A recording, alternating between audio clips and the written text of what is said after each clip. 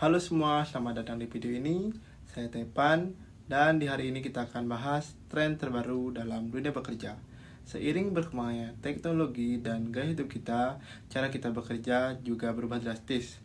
Salah satu tren yang paling menarik perhatian adalah remote working atau bekerja jarak jauh.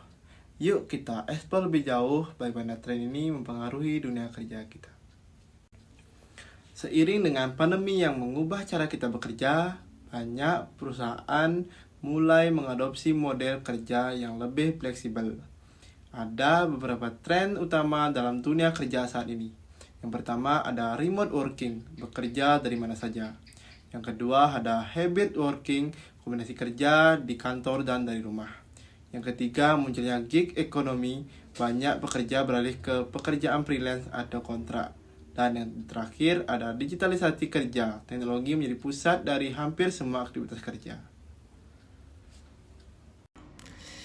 Dari semua tren ini, remote working menjadi sorotan utama sebelum pandemi. Bekerja jarak jauh mungkin hanya dilakukan segelintir orang, tetapi sekarang menjadi hal yang biasa.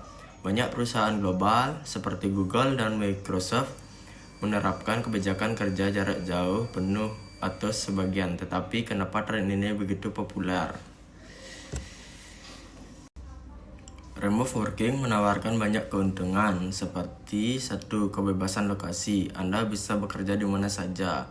2. Efisiensi waktu, tidak ada waktu yang terbuang di perjalanan. 3. Fleksibilitas, jam kerja lebih biasa diatur.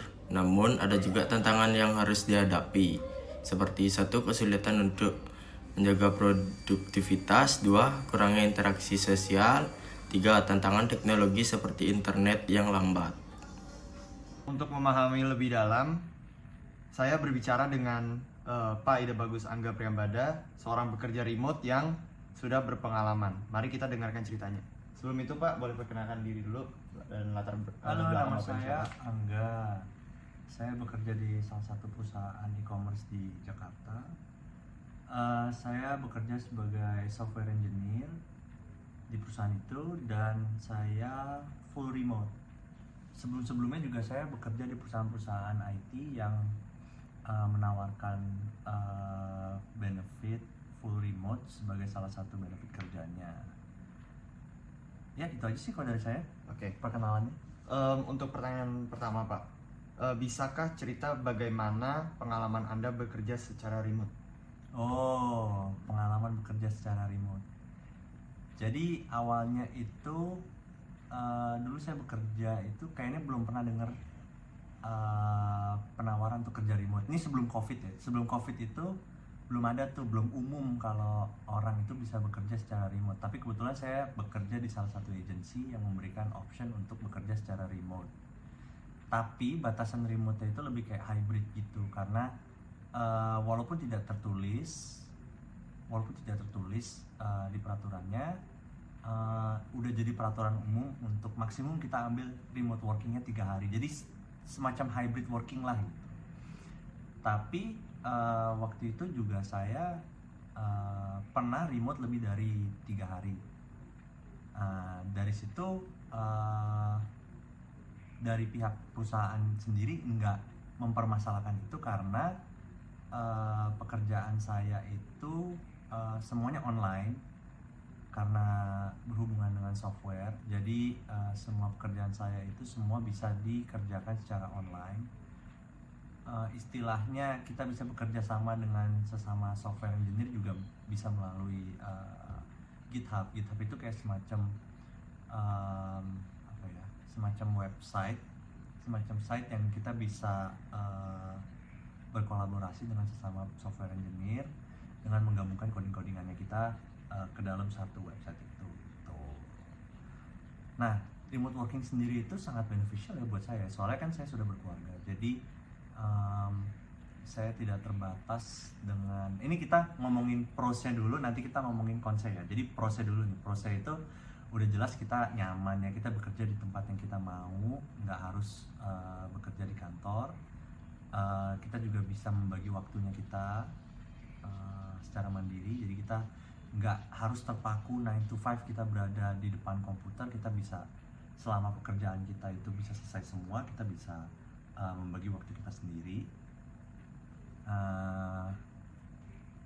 Saya sendiri bisa mengerjakan pekerjaan-pekerjaan lain selain pekerjaan kantor. Contoh bisa nganterin anak, bisa beres-beres rumah, bisa segala jenis bisa saya lakukan gitu. Saya bisa masak, bisa makan sendiri di rumah gitu. Jadi ada hematnya juga di situ, ada family time-nya juga di situ, yang sebenarnya itu benefit yang luar biasa ya. Maksudnya itu benar-benar privilege gitu bisa ngerjain remote gitu. Karena saya tahu salah satu kendalanya adalah kerja di konvensional gitu, itu waktu bersama keluarga yang disacrifice itu. Nah ini saya, kalau di kita itu, kalau di remote working, kita nggak perlu sacrifice itu secara mutlak ya. Kita bisa balance antara family time dengan work time.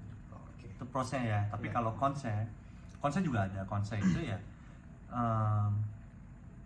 most of the time remote working itu mungkin konsep itu karena saya itu remote working di industri IT, industri software engineer, jadinya kita tidak terikat pada waktu 9 to 5. Most of the time kita juga bisa melakukan pekerjaan di atas jam 8 atau sampai jam 10 gitu. Karena aplikasinya sendiri, software sendiri kan running 24 jam, jadi kita harus tetap standby istilahnya gitulah.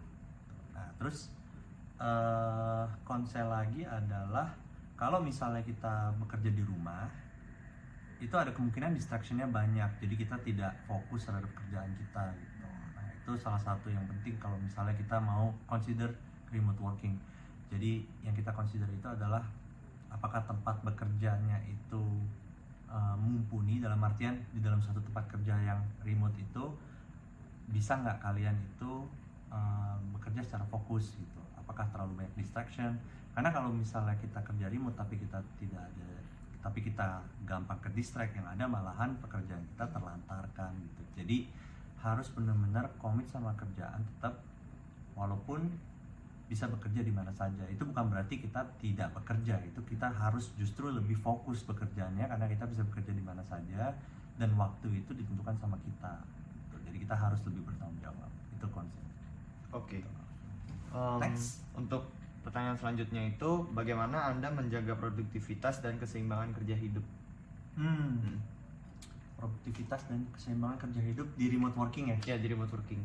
Jadi kalau yang tadi saya bilang ya, jadi kita harus pintar-pintar bagi waktu gitu. Kalau saya biasanya membagi waktu jadi beberapa. Dalam satu hari itu saya bagi waktu jadi beberapa bagian. Pertama itu saya set waktu kerja saya adalah dari jam 9 sampai jam 5. Itu yang paling penting. Dan jam standar lah jam 9 sampai jam 5, jam 12 makan siang gitu. Nah dari situ kita bisa bagi lagi, jadi jam 9 sampai jam 5, jam 9 sampai jam 12 itu waktu bekerja yang uninterrupted, focus work. Itu biasanya jam 9 sampai jam 12 itu meetings, catching up sama kerjaan di hari sebelumnya, diskusi-diskusi untuk pekerjaan hari itu dilakukan dari jam 9 sampai jam 12. Sebelum jam 9 sampai jam 12 itu sebenarnya saya masih nganterin anak-anak, curi-curi family time sedikit lah, karena kita di Bali kadang-kadang pagi-pagi tuh jam 6 sampai jam 7 itu mungkin setelah ngedropin anak-anak, dari jam 7 sampai jam 8 itu olahraga atau saya jalan di pantai gitu. Nah itu selisipannya untuk me time-nya seperti itu gitu. Nah jam 12 makan siang, terus jam 1 itu sudah mulai uninterrupted work, jadi udah mulai focus work. Dari jam 12 sampai jam 1 itu biasanya meeting. Kita kalau misalnya di IT industri itu biasanya ada namanya daily stand up. Itu common kalau misalnya di remote working. Jadi dalam satu hari ada meeting yang pasti ada di hari itu. Tujuannya adalah untuk berkomunikasi dengan teammate kita, dengan kolega-kolega kita, dengan atasan kita, dan juga dengan junior-junior kita. Pekerjaan apa aja yang harus dikerjakan hari itu, pekerjaan apa yang sudah dilakukan kemarin, dan apa blocker-blocker atau challenges yang mungkin kalian temui selama bekerja dan bisa didiskusikan pada hari itu. Nah itu jam 12 sampai jam 1 uninterrupted tuh, itu diskusi. Lalu dari jam 1 sampai jam 5 atau mungkin sampai jam 7 itu benar-benar fokus work, uninterrupted work. Pekerjaan-pekerjaan kantor yang hari itu harus diselesaikan itu diselesaikan di jam itu gitu. Itu untuk productivity balance-nya itu ya setelah jam itu sebisa mungkin pekerjaan sudah selesai semua, waktu sisanya itu adalah family time. Jadi sebenarnya udah dari jam 5 sih, dari jam 5 itu sebenarnya udah mulai cooling down. Kalau saya sendiri udah siap-siap mau jemput anak sekolah, habis itu mungkin masih meeting di jalan karena most of meetings juga online, jadi kita meeting di jalan. Lalu setelah jemput anak jam 6 sore itu udah selesai pekerjaan, udah saya wrap up, udah mulai tutup laptop. Istilahnya udah pulang lah gitu, udah pulang. Kalau misalnya di kantor konvensional lama udah pulang gitu, terus udah siap-siap buat cooling down. Nah terus dari jam 6 ke jam 7 itu udah ada nih, nah ini nih spesial nih. Jadi ada namanya uninterrupted work sama uninterrupted rest. Dari jam 6 sampai jam 7 itu uninterrupted rest. Jadi kita bener-bener rest, jangan pegang apa-apa dulu, jangan berhubungan, stop dulu kontaknya selama 1 jam dengan kerjaan. Kalau emang habis itu ada pekerjaan lagi boleh dikerjakan, tapi harus ada downtime-nya dulu. Karena itu penting, karena kan kita mumet ya, kadang-kadang mumet gitu, dari jam 1 sampai jam 5 stuck gitu. Kita butuh istilahnya rest dulu, habis itu kerjain lagi apa yang emang harus dikerjakan pada saat itu gitu. Karena biasanya malahan kayak gitu tuh beneficial, jadinya kita kayak oh tadi mesinnya gue kayak gitu aja gitu. Ya kan, jadi kayak istilahnya dapat ide buat ngerjain sesuatunya. Kalau misalnya nggak ada ya abis uninterrupted rest itu langsung family time, main sama anak-anak, makan malam, ya begitulah, ngurusin anak-anak, ngurusin istri. Abis itu udah downtime, tidur nonton Netflix, your me time, terserah mau ngapain, main game, ya kan, apa aja gitu. Oke, lalu untuk pertanyaan terakhir Pak, apa saran Anda untuk orang yang ingin mencoba bekerja secara remote? Kalau bekerja secara remote, sarannya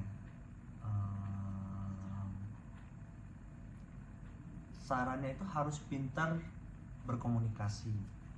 Dalam artian karena kita itu most of the time nggak ketemu sama teammate kita secara langsung, secara tatap muka, kita harus open up sama semua orang-orang yang ada di biasanya kan kita pakai online messaging ya.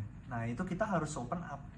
Kita jangan cuman seadak-adak ngubungin orang cuman buat karena ada kerjaan aja. Kita harus build relationship, dimana itu mungkin untuk some people malah lebih susah karena kita nggak ketemu langsung kan. Kita biasanya kalau misalnya mau berteman dengan orang lebih gampang kalau kita bertemu langsung. Nah ini kita harus bisa berkomunikasi dengan tim lain lewat chat dan juga bisa open up gitu, nggak cuman bekerja sebagai teammate, sebagai coworker, tapi sebagai partner gitu.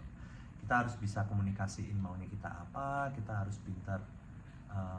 Kalau misalnya kita ada blocker atau misalnya kita ada challenges gitu, kita harus bisa speak up di grup, harus bisa ngomong yang baik dan jelas, dan open up gitu, kayak temenan atau nggak pasif lah istilahnya, nggak pasif. Jadi kita harus berani speak up di grup, berani speak up di